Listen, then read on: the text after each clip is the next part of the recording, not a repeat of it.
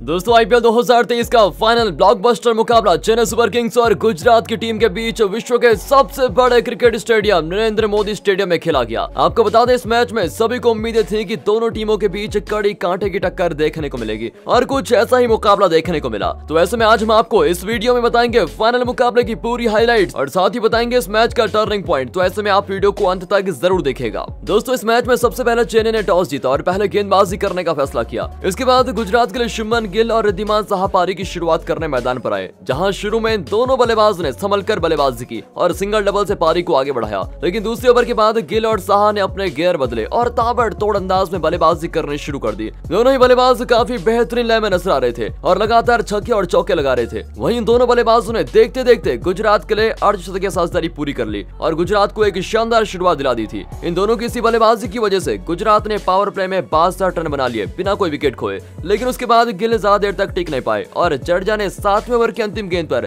गिल को आउट करके गुजरात को सबसे बड़ा झटका दे दिया। आपको बता दें गिल ने 39 रन बनाए। वहीं इसके बाद साहा और साई सुदर्शन ने मिलकर गुजरात की पारी को आगे बढ़ाया और एक अच्छी साझेदारी बनानी शुरू कर दी और इस तरह गुजरात ने 10 ओवर में 86 रन बना लिए। खासतौर पर रिद्धिमान साहा शानदार लय में नजर आ रहे थे और तेजी से गुजरात के स्कोर को आगे बढ़ा रहे थे और अपने अर्धशतक की ओर बढ़ रहे थे। वहीं सुदर्शन भी बड़ी अच्छी लय में थे और 13वें ओवर में साहा ने अपना अर्धशतक पूरा कर लिया। लेकिन 14वें ओवर की अंतिम गेंद पर दीपक चाहर ने साहा को आउट कर दिया, जहां साहा ने गुजरात के लिए 54 रन बनाए। लेकिन उसके बाद सुदर्शन ने अपने गियर बदले और कप्तान हार्दिक पांड्या के साथ एक महत्वपूर्ण साझेदारी बनानी शुरू कर दी। वहीं सुदर्शन ने भी 16वें ओवर में देखते देखते अपना अर्धशतक पूरा कर लिया। लेकिन साई सुदर्शन यही नहीं रुके और ताबड़तोड़ अंदाज में बल्लेबाजी करना उन्होंने जारी रखा। इसके बाद हार्दिक ने भी अपने हाथ खोले और 19वें ओवर में देश पांडे को 2 बड़े छक्के जड़ दिए। साथ ही में हार्दिक और सुदर्शन ने अर्धशतक की साझेदारी पूरी कर ली और गुजरात को 200 रनों के पार पहुंचा दिया। वहीं लास्ट ओवर में पथिराना ने जरूर 2 विकेट लिए, लेकिन सुदर्शन ने इस ओवर में 2 छक्के जड़कर गुजरात को 20 ओवर में 214 रनों का स्कोर दे दिया था, जहां गुजरात के लिए सुदर्शन ने 96 और हार्दिक ने 21 बनाए। इसके बाद चेन्नई की टीम इस लक्ष्य का पीछा करने उतरी, लेकिन जब सीएसके की पारी की 3 गेंदें हुई तो मैच में बारिश आ गई। इस वजह से मैच को रोकना पड़ा। वहीं बारिश की वजह से मैदान की आउटफील्ड काफी खराब हो गई थी। इसके बाद वापस मैच 12:10 पर शुरू हुआ, लेकिन मैच लेट शुरू होने के कारण ओवर में कटौती देखने को मिली, जहां अब चेन्नई को 15 ओवर में 171 रनों का स्कोर मिला और अब पावर प्ले भी 4 ओवर का हो गया था। वहीं उसके बाद वापस शुरू हुआ मैच और दोनों टीमें उतरी मैदान पर। वहीं अब एक बार फिर सीएसके के लिए गायकवाड़ और कॉनवे पारी की शुरुआत करने आए, जहां इन दोनों ने शुरू में ही अटैकिंग खेलना शुरू कर दिया, जो कि चेन्नई के लिए काफी महत्वपूर्ण था। और आपको बता दें कि गायकवाड़ ने पहले ओवर में 2 चौके जड़कर 10 रन निकाल लिए। वहीं इसके बाद कॉनवे ने भी दूसरे ओवर में 1 चौका और 1 छक्का जड़कर हार्दिक के ओवर में 14 रन निकाल लिए। लेकिन उसके बाद भी ये दोनों बल्लेबाज रुके नहीं और गुजरात के हर गेंदबाज को बड़े बड़े शॉट्स लगा रहे थे। वहीं चौथे ओवर में ऋतुराज ने राशिद के सामने काउंटर अटैक कर दिया और इस ओवर में गायकवाड़ ने 1 चौका और 1 छक्का लगाया, तो वहीं कॉनवे ने भी चौका लगाकर गुजरात को पावर प्ले के खत्म होने तक 50 रनों के पार पहुंचा दिया। और अब गायकवाड़ और कॉनवे की यह साझेदारी गुजरात के लिए काफी खतरनाक दिख रही थी। खासतौर पर गायकवाड़ ताबड़तोड़ अंदाज में बल्लेबाजी करते दिख रहे थे। वहीं पावर प्ले के बाद जरूर गुजरात की गेंदबाजों ने लगाम लगाया और अब कॉनवे बड़ा शॉट खेलने का प्रयास करते जा रहे थे और इस तरह चेन्नई की टीम ने 6 ओवर में 72 रन बना लिए बिना कोई विकेट खोए 12 ओवर की रन रेट के साथ। और अब सीएसके को 11 की रन रेट के साथ 54 गेंदों में 99 रनों की जरूरत थी। लेकिन 7वें ओवर की तीसरी गेंद पर नूर अहमद ने ऋतुराज गायकवाड़ को कर दिया आउट और गुजरात को इस तरह पहली सफलता दिलाई, जहां आपको बता दें गायकवाड़ ने सीएसके के लिए 26 रन बनाए। वहीं इसके बाद बल्लेबाजी करने उतरे शुभम दुबे, लेकिन इसी ओवर की अंतिम गेंद पर नूर अहमद ने कॉनवे को भी अपने जाल में फंसा लिया और सीएसके को एक ही ओवर में बैक टू बैक बड़े झटके दे दिए।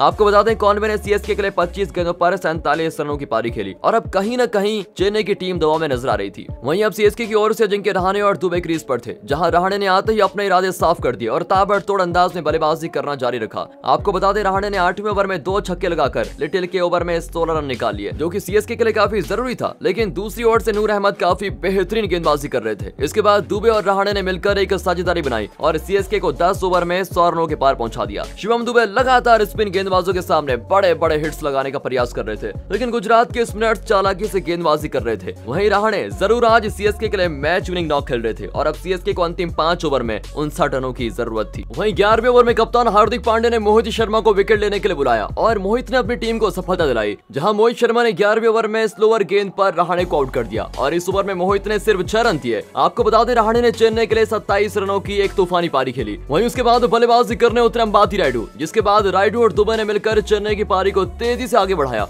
और एक साझेदारी बनानी शुरू कर दी। खास तौर पर अब शिवम दुबे बड़ी अच्छी लाइन में दिख रहे थे, जहां दुबे ने 12वें ओवर की अंतिम गेंद पर 2 गेंदों पर 2 छक्के लगाकर चेन्नई की इस मैच में पकड़ और ज्यादा मजबूत कर दी। इसके बाद रायडू ने ताबड़तोड़ अंदाज में बल्लेबाजी की, जहां रायडू ने 13वें ओवर में पहली 3 गेंदों पर 2 छक्के और एक चौका जड़कर सीएसके की मैच में पोजीशन अच्छी बना दी। लेकिन इसी ओवर की चौथी गेंद पर मोहित शर्मा ने रायडू को आउट कर दिया और मैच एक बार फिर ट्विस्ट में आ गया। आपको बता दें, रायडू ने सीएसके के लिए 8 गेंदों पर 19 रनों की महत्वपूर्ण पारी खेली। इसके बाद अगली गेंद पर मोहित शर्मा ने एमएस धोनी को आउट कर दिया और गुजरात को एक और बड़ी सफलता दिलाई। धोनी गोल्डन डक पर आउट हुए। वहीं उसके बाद बल्लेबाजी करने उतरे रविंद्र जडेजा और अब सीएसके को अंतिम 2 ओवर में 21 रनों की जरूरत थी। लेकिन 14वां ओवर में मोहम्मद शमी ने बेहतरीन गेंदबाजी की और इस ओवर में शमी ने सिर्फ 8 रन दिए और अब सीएसके को अंतिम ओवर में 13 रनों की जरूरत थी, जहां गुजरात के लिए लास्ट ओवर लेकर आए मोहित शर्मा। आपको बता दें, मोहित ने पहली गेंद पर यॉर्कर डाली और कोई भी रन नहीं दिया। फिर उसके बाद दूसरी गेंद पर मोहित शर्मा ने एक और शानदार तरीके से यॉर्कर डाली और दुबे को सिर्फ 1 रन दिया और अब क्रीज पर थे जडेजा। लेकिन जडेजा के सामने भी मोहित शर्मा ने तीसरी गेंद पर यॉर्कर डाली और सिर्फ 1 रन बनाया। लेकिन चौथी गेंद पर भी मोहित ने दुबे को सिर्फ 1 रन दिया और अब सीएसके को 2 गेंदों पर 10 रन चाहिए थे। इसके बाद 5वीं गेंद पर जडेजा ने एक शानदार छक्का जड़ दिया और अब आखिरी लास्ट गेंद पर 4 रन चाहिए थे, जहां लास्ट बॉल पर भी जडेजा ने चौका लगाकर सीएसके को इस सीजन का चैंपियन बना दिया और इसी के साथ सीएसके ने अपना 5वां खिताब अपने नाम किया। तो दोस्तों, आपके हिसाब से सीएसके की जीत का असली हीरो कौन है, कमेंट करके बताइएगा।